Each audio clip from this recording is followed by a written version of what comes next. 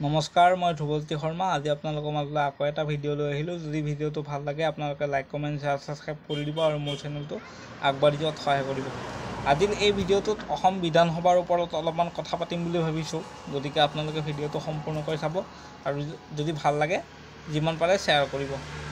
এতিয়া প্ৰথম কথা হ'ল, অসম বিধানসভাত 126জন বিধায়ক থাকে আৰু প্ৰত্যেকজন বিধায়কে নিজৰ নিজৰ সমষ্টিৰ কথা আলোচনা কৰে আৰু সেইবোৰ সমস্যাৰ সমাধান কৰিব চেষ্টা কৰে।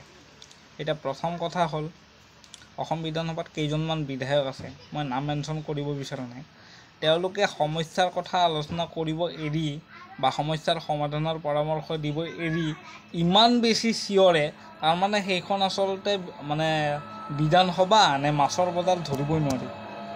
আৰু আধাখিনি সময় বিধানসভাৰ যিখিনি সময় থাকে, আধাখিনি সময় তেওঁলোকৰ চিঞৰোতেই যায়। ইমান বেছি চিঞৰে সেইকেইটা বিধায়ক নে কিবা মাছৰ বেপাৰী ধৰিবই নোৱাৰি। ইমান বেছি চিঞৰিব লাগে নেকি? ইমান বেছি চিঞৰা দৰকাৰ নাই নহয়। বিধানসভাখনক ৰাজনৈতিক মন্দিৰ বুলি কোৱা হয়, ৰাজনৈতিক মন্দিৰ বুলি গণ্য কৰা হয় বিধানসভাখন। গতিকে আপোনালোকে সেই মন্দিৰটোক আপোনালোকে অপবিত্ৰ কিয় কৰি আছে? অপবিত্ৰ কৰা আপোনালোকৰ অধিকাৰ নাই নহয়। আৰু চবতকৈ দুখ লগা কথা, 126জন বিধায়কৰ ভিতৰত বাকী সকলোৱে ভালকৈ কথা কয়, সকলোকে কথা ক'ব চান্স দিয়া হয়। আমাৰ অখিল গগৈদেৱক কিয় চান্স দিয়া নহয়? অখিল গগৈদেৱক ভালকৈ কথা ক'ব কিয় চান্স দিয়া নহয়? তেওঁ কথা ক'লেই যে বাকী বিধায়কবিলাকে ডাঙৰ খাই উঠে যে কিয়? তেওঁ কিবা এটা ক'লেই ডাঙৰ খাই উঠে, তেওঁ ভালকৈ কথাখিনি ক'বই নোৱাৰে, তেখেতক সময় দিয়াই নহয়। এইটো ৰাজনীতিৰ কেনেকুৱা ধৰণৰ নিয়ম? মই আচলতে ৰাজনীতি বেয়া পাওঁ, কিন্তু এনেকুৱা ভিডিঅ' আজিলৈকে কোনেও বনোৱা নাই, সেইকাৰণে আচলতে মই বনাইছোঁ। গতিকে ৰাজনীতিৰ এইটো কেনেকুৱা নিয়ম মই গম নাপাওঁ। কোনোবা যদি মোৰ এই ভিডিঅ'টো ৰাজনৈতিক বিষয়াই চাই আছে, আপোনালোকে প্লিজ কমেণ্ট কৰি জনাব যে অখিল গগৈক ভালকৈ কিয় সময় দিয়া নহয়। আৰু আমাৰ মুখ্যমন্ত্ৰী ডাঙৰীয়াই কৈ থাকে যে অখিল গগৈক শিৱসাগৰবাসীয়ে ভোট দি হেনো ভুল কৰিলে, তেখেতক বোলে কোনোবাই কয়। কিন্তু মই আজিলৈকেতো ক'তো শুনা নাই। মই শিৱসাগৰ গৈয়ে থাকোঁ, গতিকে মইতো আজিলৈকে ক'তো এনেকৈ শুনা নাই যে অখিল গগৈ ডাঙৰীয়াই শিৱসাগৰৰ কাৰণে একো কৰা নাই বা আমি তেখেতক ভোট দি ভুল কৰিলোঁ, এনেকৈতো কোৱা মই ক'তো শুনা নাই বা নিউজতো কোনেও দেখা নাই।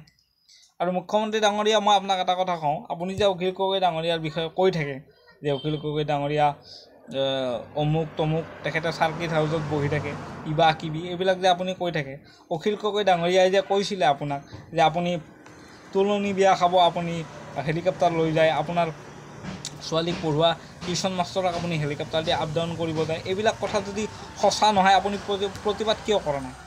আপুনি যে মুখখন দি যে বকি থাকে, এনি টাইম যে আপুনি মুখখন দি এনেকৈ বকি থাকে, আপুনি তাৰমানে কথাখিনি ক'ব কিয় পৰা নাই যে এইখিনি কথা মিছা? আপুনি ডাইৰেক্টলি কথাটো কিয় ক'ব পৰা নাই? আপুনিতো প্ৰতিবাদ কৰা নাই, তাৰমানে কথাটো সঁচা। আপুনি যদি তোলনি বিয়া খাব হেলিকপ্টাৰ লৈ নাযায় বা আপোনাৰ ছোৱালীক পঢ়োৱা টিউশ্যন মাষ্টৰগৰাকীক যদি আপুনি হেলিকপ্টাৰ দি আনিব নাযায়, তেতিয়াহ'লে আপুনি ক'ব লাগিছিল যে এইটো কথা মিছা। আপুনি এইটো কথা আজিলৈকে কিয় ক'ব পৰা নাই? আৰু অখিল গগৈ ডাঙৰীয়াইতো এটা DY365ৰ এটা অনুষ্ঠানত ডাইৰেক্টলি কৈছে যে হিমন্ত বিশ্ব শৰ্মাক যদি মই এটা ফোন কৰি কওঁ যে হিমন্ত দা মই আপোনাৰ লগত আছোঁ, তেতিয়াহ'লে মোৰ যিমান গোচৰ আছে চব নাইকিয়া হৈ যাব। তো ইমান ডাঙৰ এটা অভিযোগ দিয়াৰ পিছত আপুনি এতিয়ালৈকে একো কিয় ক'ব পৰা নাই? আৰু আপুনি পুলিচবিলাকক বহুত বেয়া বিহেভ কৰে। ৰিচেণ্টলি এই এখন মিটিঙত আপুনি কৈ থকা দেখা পালোঁ, আজি কেইদিনমান হ'ল, আপুনি ডাইৰেক্টলি পুলিচ এজনক কৈ দিলে, ঐ পুলিচ ঘোষ। সেইটো আপোনাৰ কেনেকুৱা বিহেভিয়াৰ? এগৰাকী মুখ্যমন্ত্ৰী হৈ কিনে আপোনাৰ সেইটো কেনেকুৱা বিহেভিয়াৰ? ঐ পুলিচ ঘোষ। কালিও আপুনি কোনোবা এটা নিউজত কৈ দিলে যে তহঁতে গাড়ীবিলাক এনেকৈ কিয় ৰাখিছ? অলপ আপুনি বিহেভিয়াৰটো অলপ ভাল কৰিব দেই মামা, আপোনাক মামা বুলিয়ে কৈছোঁ। অলপমান বিহেভিয়াৰটো ভাল কৰিব। আৰু আপোনাৰ যিটো ছেল্ফ কনফিডেঞ্চ, এইটো কিন্তু ইমান বেছি হোৱাটো ভাল কথা নহয়। অভাৰ কনফিডেঞ্চ ইজ বেড, এইটো আপুনিও জানে। কিন্তু আপুনি যিটো লেভেলত কৈ আছে নহয়, বা কৈ থাকে আপুনি আমি অমুক সমষ্টিত ইমান ভোটত জিকিম, ইমান ভোটত আমি জিকিম, কিবা হ'ম, অমুক হ'ম, এইবিলাক ইমান কনফিডেঞ্চ ভাল নহয় কিন্তু। আৰু যদি আপুনি পাৰে অখিল গগৈ যিখিনি কথা কৈছে তাৰ ওপৰত আপুনি হেৰি কৰক, এই সংবাদ মেল এখন দিয়ক যে অখিল গগৈ কোৱা কথাখিনি মিছা। তেতিয়া আমি আপোনাক চেলুট মাৰিম। আচলতে মই একচুৱেলি চেলুট মাৰিম যদি আপুনি সঁচাকৈ এইখিনি কথা ক'ব পাৰে। আপুনিতো এতিয়ালৈকে একো ৰিপ্লাই দিয়া নাই। গতিকে এইবিলাক কথা আচলতে অলপমান চাব লাগে। আৰু এই ৰিচেণ্টলি এটা ঘটনা দেখিলোঁ যে চামগুৰি সমষ্টিত ৰকিবুল হুছেইন ডাঙৰীয়াক কোনোবাই আক্ৰমণ কৰিলে, তেতিয়া আপুনি কি কৈ দিলে সেইটো তেখেতৰে সমষ্টি। এই মন্তব্যটো কেনেকুৱা ধৰণৰ মন্তব্য আপুনি এবাৰ নিজে চিন্তা কৰি চাওকচোন। আপুনি ক'ব কি লাগিছিল যে তেনেকুৱা ঘটনা হ'ব নালাগে, তেনেকুৱা ঘটনা হোৱাটো ভাল কথা হোৱা নাই, আপুনি তেনেকৈহে ক'ব লাগিছিল। আপুনি দেখোন কৈ দিলে যে সেইটো তেখেতৰে সমষ্টি। তো কথা নহয়। আৰু আপুনি যোৱাবাৰ বিধানসভাত কি কৈছিলে যে অসমীয়া মানুহবোৰ আৱেগিক, সেইকাৰণে ডক্টৰে দিলেই পমি যায়। তাৰমানে এইটো কথা আপুনি কাক টাৰ্গেট কৰি ক'লে? আপুনি জুবিন দাকে টাৰ্গেট কৰি ক'লে। জুবিন দাইটো কেতিয়াও কোৱা নাই যে মোক ডক্টৰেট ডিগ্ৰী লাগিব বা কিবা কিবি, দাদাইটো কেতিয়াও কোৱা নাই। দাদাক নিজেহে দিছে তেওঁলোক।